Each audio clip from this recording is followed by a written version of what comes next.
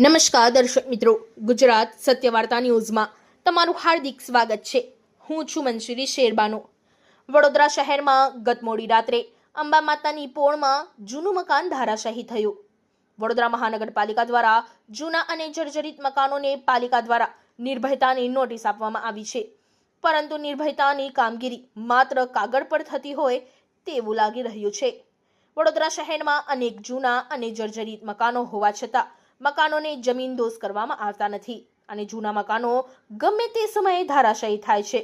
હાલ તો વડોદરા શહેરમાં વરસાદી શરૂઆત કરી છે, ત્યારે વરસાદ વડોદરા શહેરના આવા અનેક મકાનો ધારાશાયી થાય અને જાનહાનિ પહોંચે તો જવાબદાર કોણ?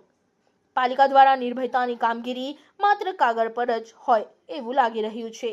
ગત મોડી રાત્રે અંબા માતાની પોળમાં જૂનું મકાન ધારાશાયી થયું હતું। સદનસીબે કોઈ જાનહાનિ થયેલ નથી।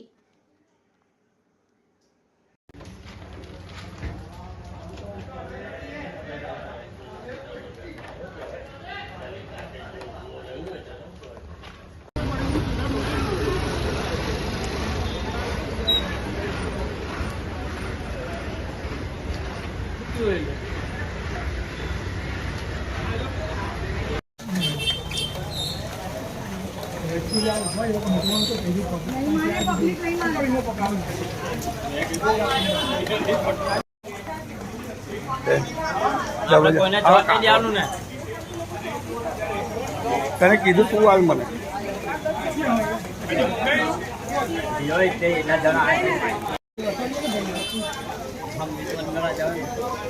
જાય તો વાંધો નહીં, પણ એવું છે બધા ઉભા છે એના છતાં પણ આવું થયું ઘટના કરીએ અને એવું નહીં એકને જવા દે।